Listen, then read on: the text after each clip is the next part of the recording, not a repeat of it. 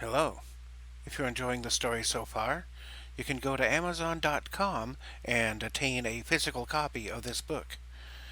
Go under the heading of books, type in Tales of the Omninium Father I Daughter, and this book should appear in the lineup. I thank you for your attention. Thank you for reading along with me or listening. And if you're liking this, give the video a like or maybe subscribe or something. Helps others see it too. Enjoy the rest of the story. Chapter 8 A Desperate Father. July 9th, the coast of Hertzville Metro, 1:22 a.m.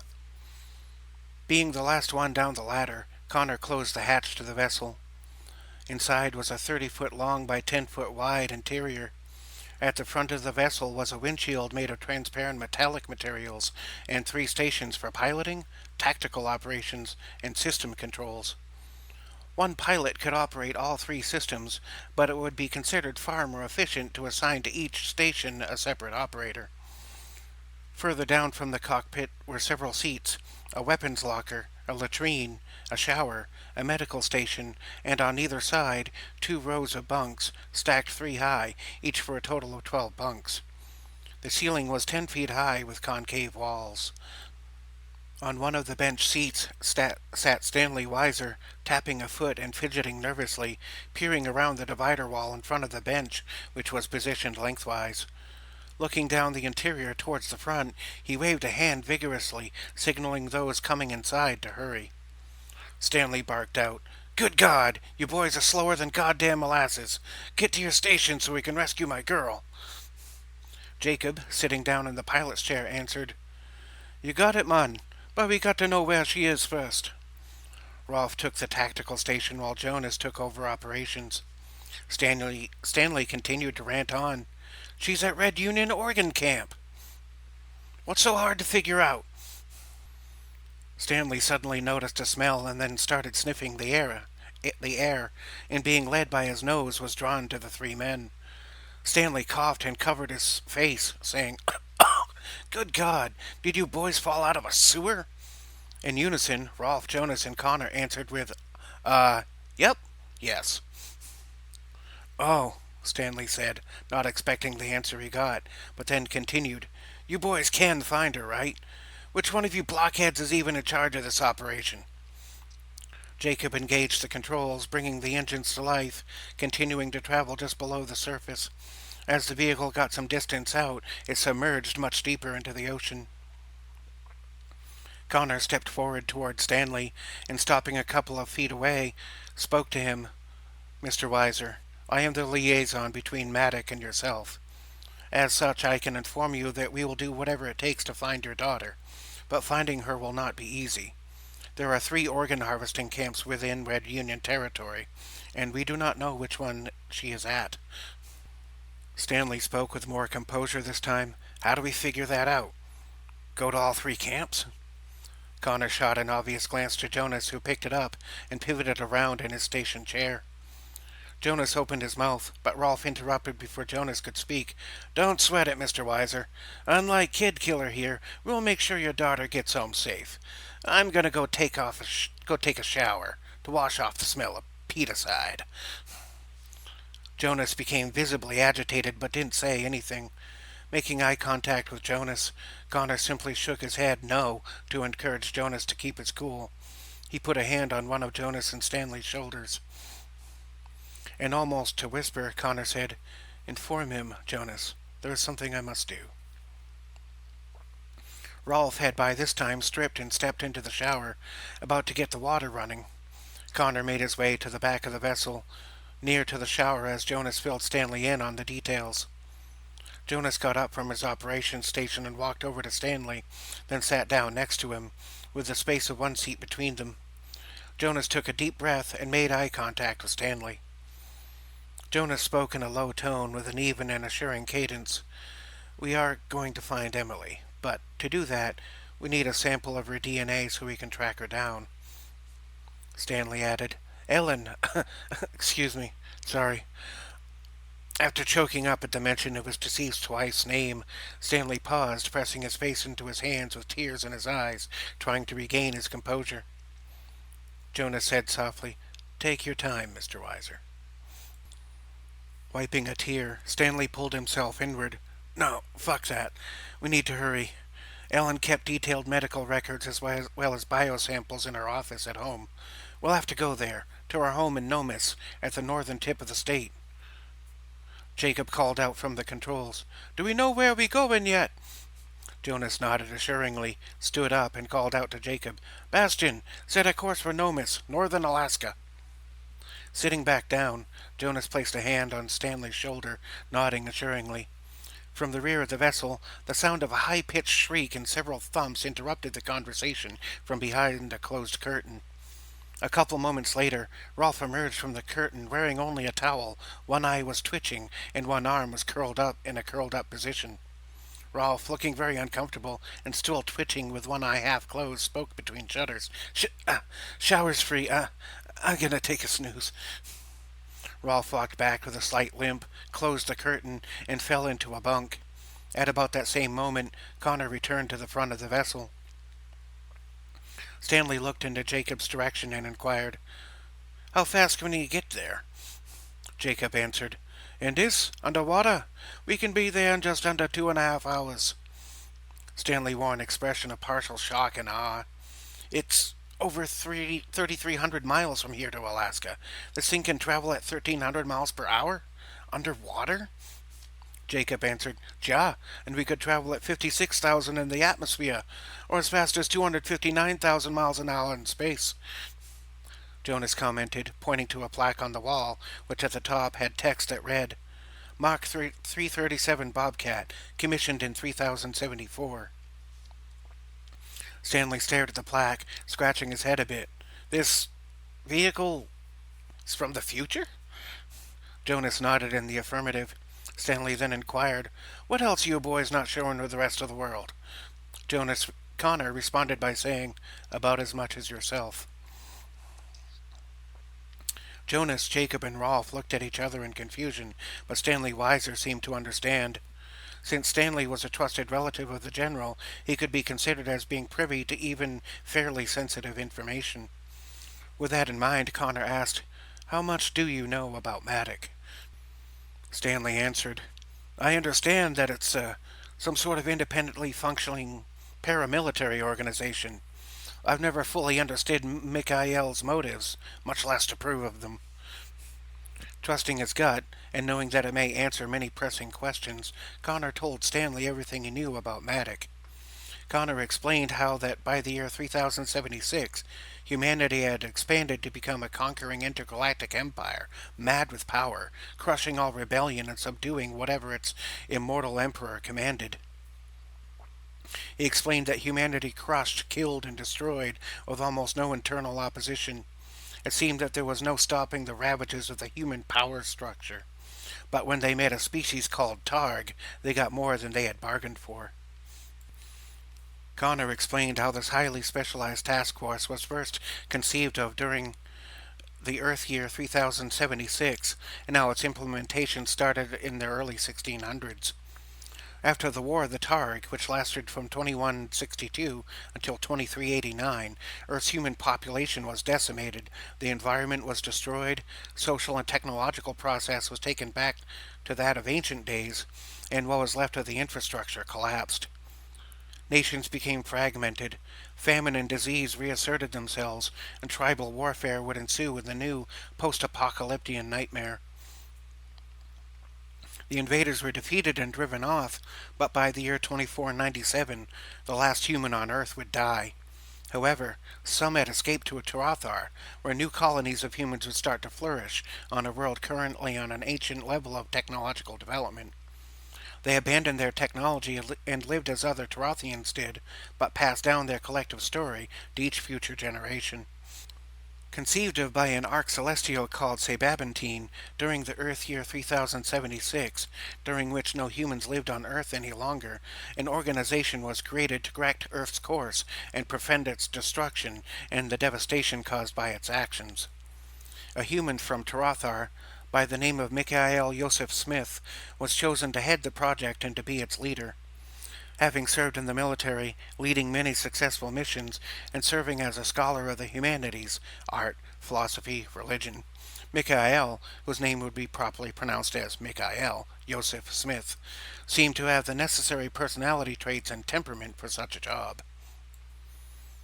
Granted immortality and information on how to build technology from the year 2500, Michael was sent to Earth in the year 1610 and resided in a well-hidden, fully fortified, and well-supplied underground structure, situated at a point near what in the future would become the border between Canada and the USA. From this location, Michael could recruit others to the cause and was also granted a supply of a substance that completely stops aging for 30 days at a time. Regular doses meant members would age no more than a few minutes or seconds between each application. Dosages may not overlap, or else the opposite effect will take place, aging the recipient by twice as much as their current physical age.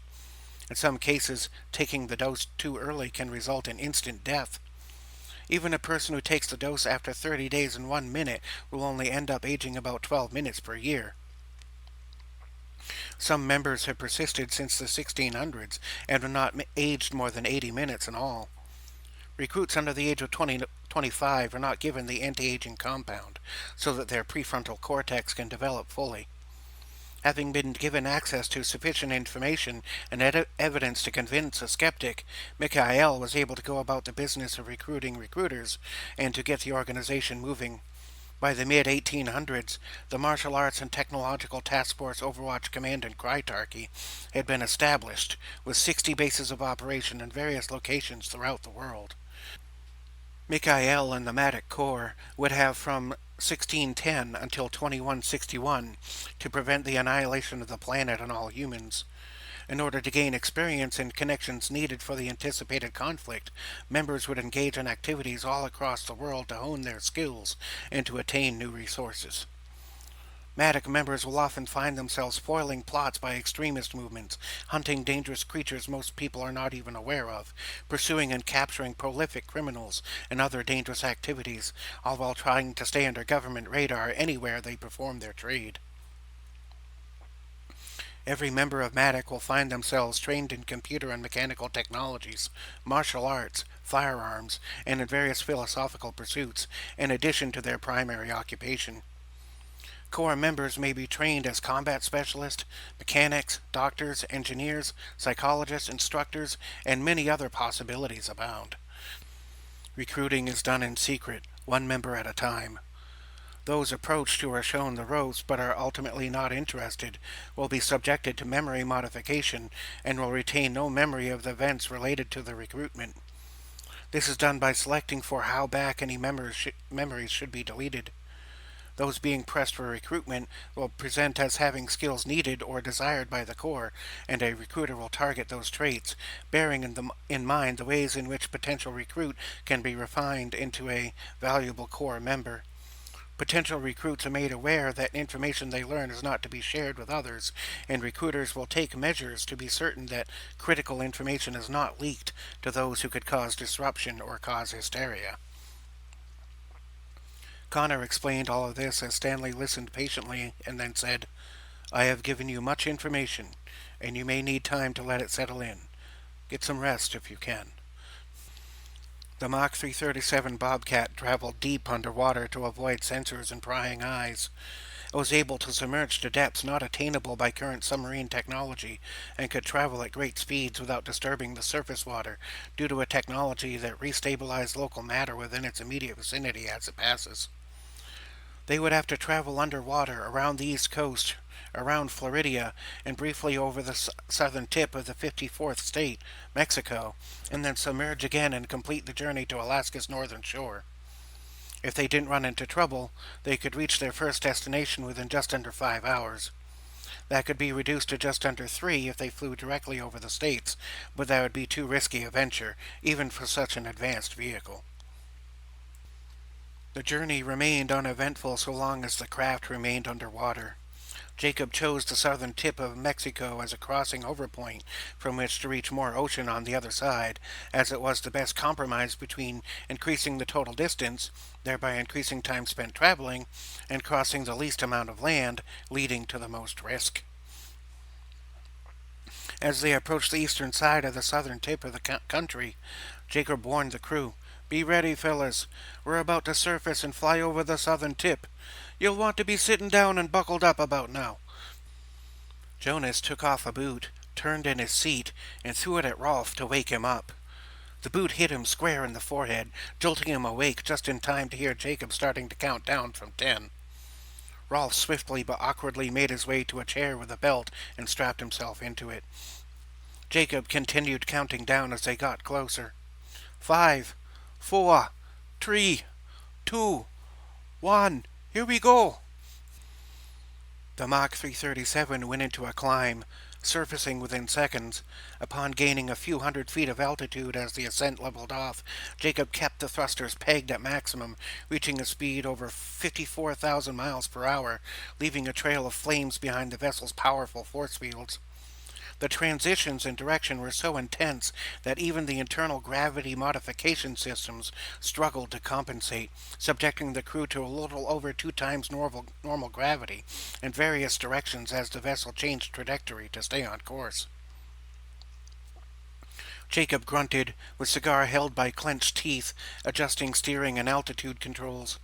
Several alarms sounded and lights flashed as not only did the vessel undergo immense structural strain, but also as military bases on the ground fired off several hundred guns, cannons, and missiles as the vessel screamed overhead. Tens of thousands of powerful rounds impacted the ship's shields, sending vibrations and shockwaves through the entire vessel. Lights flashed on and off. Sparks and flashes came from the various internal panels.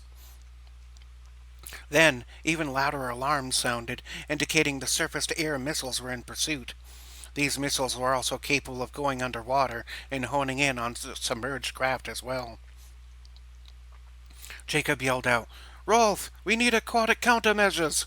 Rolf responded back in an affirmative yell, "On it!" The missiles could not catch them in the air, but the vessel would have to slow considerably to enter the water. The missiles would have to be dealt with before submerging again. After crossing the expanse of land, Jacob brought the vessel down to a very low altitude, just skimming the force field against the surface of the water. Entering at this speed would destroy the vessel, but slowing down enough to enter safely would mean risk being hit by the missiles. Jacob kept the vessel level as the missiles in pursuit leveled off behind them. Jacob barked out, "Now!" Rolf interacted with a touchscreen computer, causing a device in the rear of the vessel to activate. From the tip of each convex wing emerged a cannon 5 feet in length with a 6-inch diameter. The 2 cannons fired off a beam of energy that started some sort of reaction within the salt water. The trail of surface water being struck froze and expanded at an incredible rate, creating a longitudinal wall of ice in their wake. The missiles crashed into the frozen water, one after another, as the ocean rose up, causing the missiles to explode upon impact. Hundreds of explosions went off in cascading rhythms, causing multiple shock waves to wash over the vessel, causing minor damage to the hull, even through the force fields. The vessel shook and systems became temporarily unstable, causing the vehicle to buck about wildly in mid-flight. The nose of the vessel dipped into the water, causing it to flip over and gain some altitude, upside down, followed by a sudden twisting dive as Jacob struggled to maintain some semblance of control. Jacob did everything in his power to slow down before hitting the surface of the water. The Mark 337 impacted the surface of the water at a couple hundred miles per hour, slamming to a sudden stop. The impact knocked out the primary power system, but the emergency lights came on within the interior. The missiles had been evaded, but the vessel was damaged. Jacob, a bit dazed, still clenching the cigar in the corner of his mouth, took a short drag, then coughed, saying, "Well, at least the gravity system runs on emergency power." Rolf, still holding his head from the last 2 impacts, said, "Yeah, we'd be dead if they didn't. Ow! Is everyone okay? Jonas, what's our situation, man?" Connor, checking Stanley, then taking quick stock of the situation, replied, "No one seems to be seriously injured." Jonas, examining the computer-generated damage report, said, "Main power generator is down, and I think we have some damage to the number 3 engine." Connor stepped forward, standing between the 3 stations. Can we submerge? Jonas nodded. Yes, but unless we restore power, we won't be able to surface. Connor replied, It is too dangerous to stay on the surface. Take us down. Jonas turned around in his seat. We can go down, but can't go up or level out. Without our shields, even at the minimal rate of ascent, we can descend for maybe 20 minutes before we get crushed under the weight of the ocean. Connor nodded. How long to restore power? Jonas answered, About 40 minutes. Connor thought for a moment, then gave his orders. Mr. Black, take us down. Luger, Bastion, get to work on repairing the power generator. Stanley unbuckled himself, saying, Let me help. Rolf returned his attention to Stanley, asking, Aren't you a doctor? With a confident smirk, Stanley replied, I also have PhDs in mechanical engineering, computer science, and quantum theory. Let's get to work. Connor spoke again. I need for the three of you to move closer together and hold still for a moment. Rolf, Jacob, and Stanley traded confused glances but complied with the order. Connor stared intently at the group, moved his hands around, and spoke magical syllables, casting a spell. Two bluish rings lit up around the three with various numbers rotating around in a circle between the two rings. A bright flash of light followed. After this, the three men started to experience everyone else and everything else in slow motion, as they had been affected by a haste spell. They listened as Connor seemed to talk in slow motion, saying, I'll have slowed your passage through time to speed up your work. The three acknowledged this and went straight to work. They experienced each other as being in normal time, while everything else seemed to go by at half speed. The effect was distracting at first, but the three quickly found a rhythm as they worked together. As the three got to work on the power generator, Connor led them to it and went over to Jonas's station. Stopping behind Jonas, Connor asked, Do you smell something odd? Jonas sniffed at the air and answered, No, I don't think so. Maybe because I'm still coated in sewage? Connor's ears twitched about as he said, Something is leaking. Some kind of gas. I can hear it as well. Jonas listened intently but replied, I don't hear anything, sir, but I'll see what I can find. Jonas listened intently. Oh, I already read that part. Jonas retrieved a scanning instrument from the tool repository and started scanning various parts of the ship. He did this for several moments as Connor went about, listening for the faint hissing sound he had first heard. By now, the vessel was descending deeper and deeper without a force field, and was creaking and groaning under all the pressure, making it very difficult to detect the small hissing sound. A couple of minutes later, some laughter could be heard coming from the rear of the vessel. Hearing this, Jonas moved swiftly to the rear section where the three were working. With a grim facial expression, Jonas exclaimed, Shit! Connor quickly responded, What is it? Jonas shouted out, Nitro! Connor stared for a moment with a facial expression that demanded clarification. Seeing this, Jonas quickly clarified, Nitrous oxide. If we don't find the leak and stop it, it'll be too high to work. If we... Fuck! I'm affected already. Mask! Mask! Connor stopped in place, of course. Connor moved swiftly to the munitions locker and retrieved several gas masks. Going from one person to the next, he helped each person fit the mask to their face by prompting them to exhale deeply, then inhale deeply when the mask made contact with the face in order to form a good seal. After masking, Jonas spoke again between stifled giggles. The effect. Well, we're off in a few minutes, but until power is back, we can't flush the gas out of the cabin.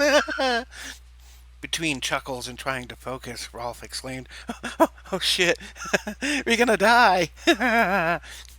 Stanley, shaking his head, trying to fight off the giggles, blurted out, Is this what being high is like? I feel like a fucking moron. Just then a bolt flew across the room as the pressure on the hull continued to increase, with portions of it buckling slightly under the weight of the ocean. Jonas was now masked too, but was already experiencing some of the effects.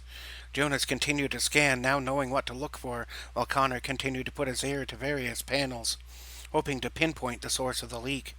With the mask on, the effects of the gas would diminish within a few minutes, but some of the repair time had already been lost to fits of laughter. Connor stopped in front of a panel, fairly certain he had identified the vicinity of the leak. Looking back to Jonas, Connor spoke. "I believe I can repair this. Keep focused on the repairs." Connor turned into mist and poured himself through an opening where the bolt had been previously. Once inside, he took on bat form. He hopped and fluttered from one tube or wire to the next, getting closer to the leak with each bound. After a minute or so, or crawling between various structures, Connor found the leak.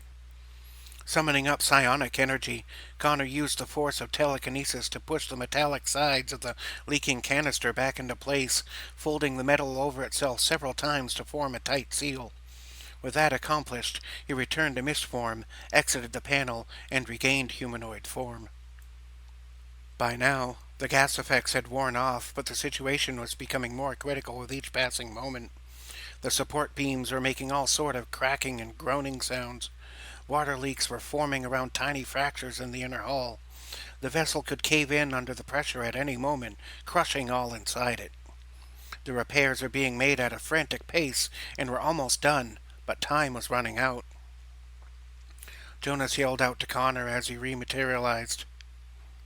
"The repair needs a few more minutes, but I don't think the ship is going to hold out that long." Stanley called out, "We need more time or we're dead." Connor, sensing that the time for half measures was through, got an idea. He walked down the corridor to the central point of the vessel's mass. He positioned himself between two metallic pillars in the support structure, wrapped an arm around either support, then placed his feet squarely onto the floor and against each beam. He closed his eyes, took a few deep breaths, braced himself, and concentrated with all of his effort. The entire vessel vibrated in an oscillating pattern, and the sound of a high-pitched hum filled the entirety of the structure. Connor trembled and strained under the effect of some unseen force. His breath became erratic, and his entire body clenched up tighter and tighter. He started vibrating unnaturally, in minor and then in major pulses. Blood started to trickle out of one nostril at first, then both, and then from his left ear and his right eye. Everyone else sensed the strange vibrations and then noticed that Connor's body seemed to be acting in a very strange way. They momentarily stopped working to observe that his skin was luminescing and some crackling sound was coming from inside his body, from his bones. Connor struggled to remain upright as his long hair fell down in front of his face, as his head lurched downward then back up again. After a few more seconds of this, a sudden change of momentum could be felt. The emergency lights went off as well as other powered systems, including handheld power tools with battery packs.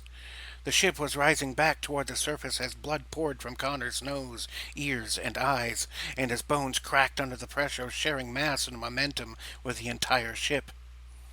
It became difficult to stand as the ship accelerated upward, causing everyone to experience nearly 3 Gs of upward thrust. Suddenly, the night sky and a burst of water could be seen out the windshield as the ship flew up nearly 30 feet above the sea, then fell back down to the water below, with no gravitational systems functioning. After a harsh crash that knocked everyone to the floor, the ship started to slowly submerge as it had done originally.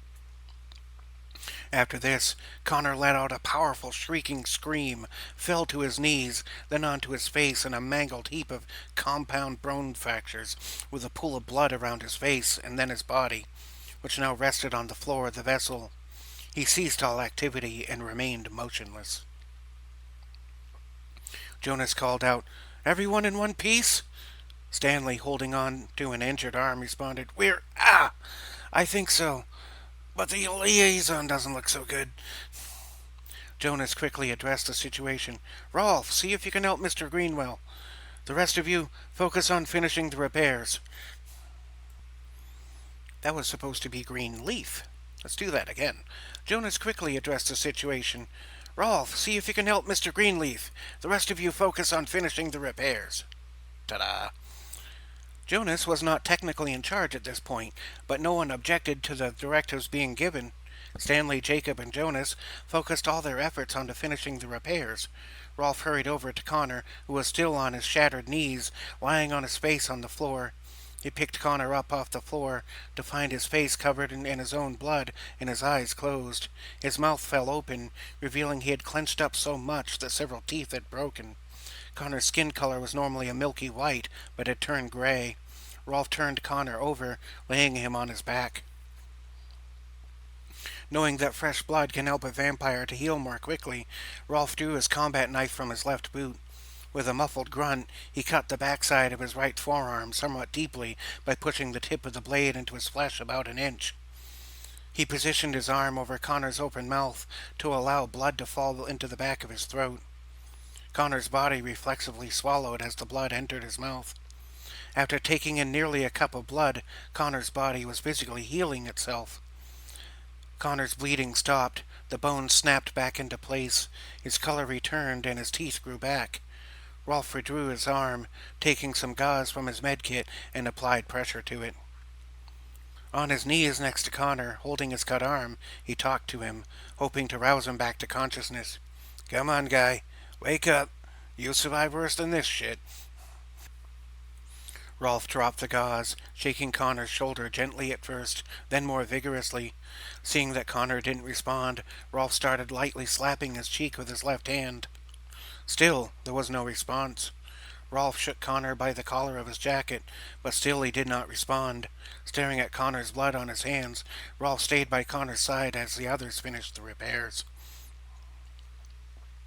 Rolf started screaming now. "Wake the fuck up! Wake the fuck up! You weird, undead, lovable fucking bastard! Wake the fuck up!" Just then, the power system's repairs were finished. The power generator came back to life with a soft whirring sound, then going to a faint hum.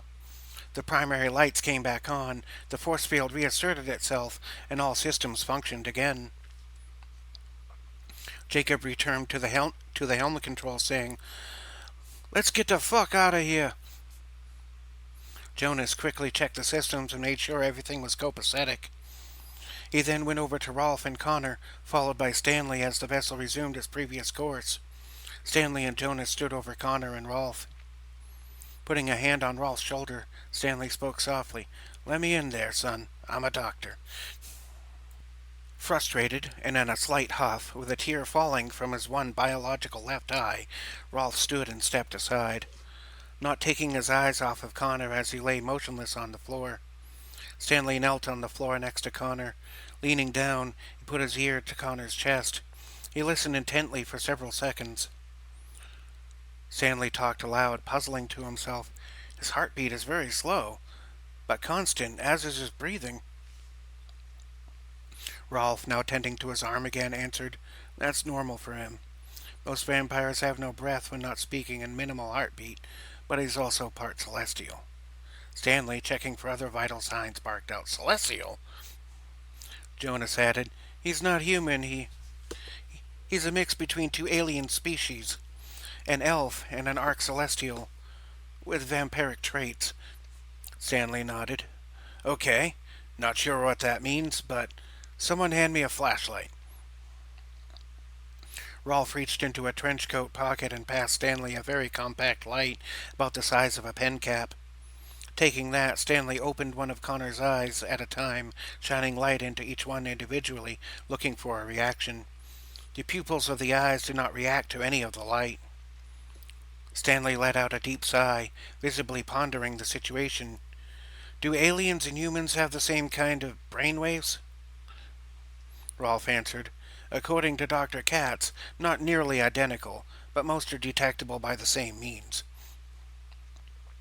Stanley, looking up at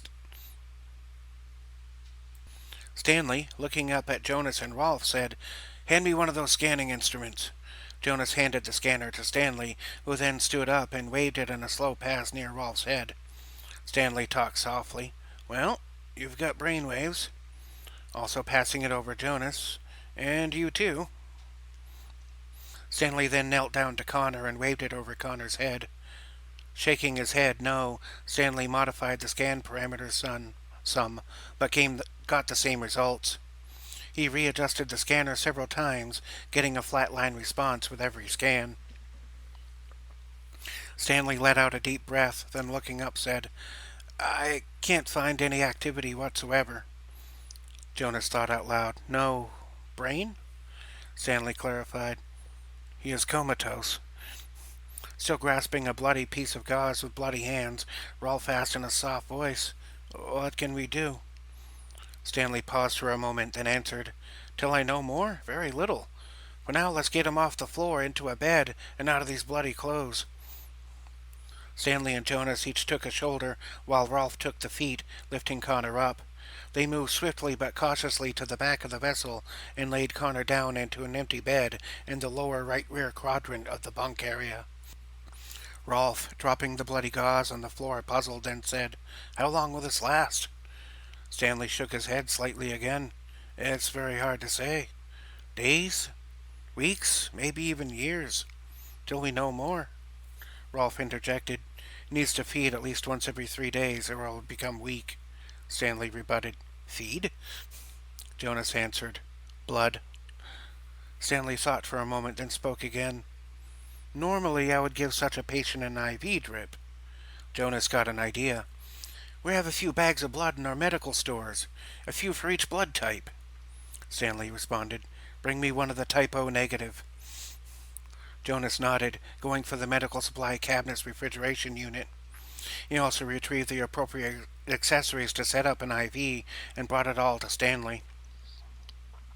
Stanley got to work setting up the IV, then went about the business of performing a complete physical examination as best as could be done under the circumstances. Jonas returned to his station, but Rolf stayed and kept watch as Stanley did his work. Jonas reported from his station, "The number 3 engine is still running too hot. I've got to shut it down." After Jonas interfaced with a few functions, the damaged engine was shut down. The vessel continued to run, but speed was reduced by about a third, adding nearly an hour to the original time estimates between the reduced time speed and the delay caused by the making repairs. A few moments later, Stanley and Rolf emerged from the rear of the vessel. Stanley looked disappointed, while Rolf appeared to have a look of stoic focus. Jonas and Rolf both pivoted in their seats as the two men emerged. Stanley spoke as the others addressed them visually. "Mr. Greenwell is in a coma. I can't find a single thing wrong with his body. Till I find a solution, he'll have to be kept under care. Also, with Mr. Greenleaf incapacitated, who is in charge now?" Jonas looked up from the screen, looked at Jacob, and said, "Command of the mission falls to Jacob Bastian." Hearing this, Jacob responded, "I'm retired. I just don't want to see anything bad happen to that girl." Rolf shook his head. "No. Article 2201. In the event that a mission leader has fallen, been compromised, or is unable to perform their duties, command falls to the next highest-ranking member of the mission team, even if that member is no longer part of the organization, subcontracted, or is a member of a partner organization. That means you're obligated to command, Jacob." Jacob paused a moment, nodded, and then spoke. "Well, shit."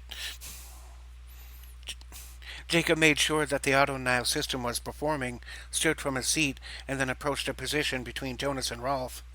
He looked them both straight in the eye, first Rolf, then Jonas.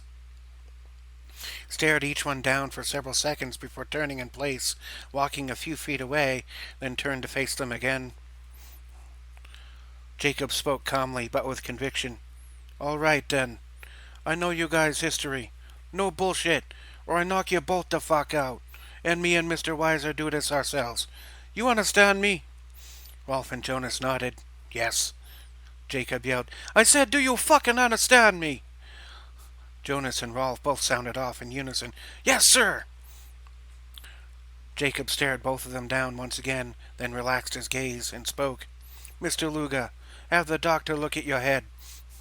Rolf said, "Yes, sir," and looked at Dr. Weiser, who directed him to return to the medical area. Jacob then returned his attention to Jonas. "Mr. Black, how can we know which location Emily is at?" Jonas answered, "We would need to be within a few hundred feet to get an accurate reading once we have a DNA sample." Jacob thought for a moment, then spoke. "That's a problem. By the time you check a location, Dodds may be notified, man. We need no less than two alternatives. You have the most tactical training. You got an hour to come up with something." Jacob nodded. "Yes, sir." Jacob returned to piloting the vessel. Stanley checked upon Rolf to discover a minor concussion, easily treatable. Jonas kept an eye on the operational systems, but pondered ways to make the mission more likely to succeed. Time seemed to come to a crawl for the crew, as they were in a hurry to get to their destination and accomplish their mission. The clock was ticking, and every moment wasted meant that Emily may not be alive when they found her.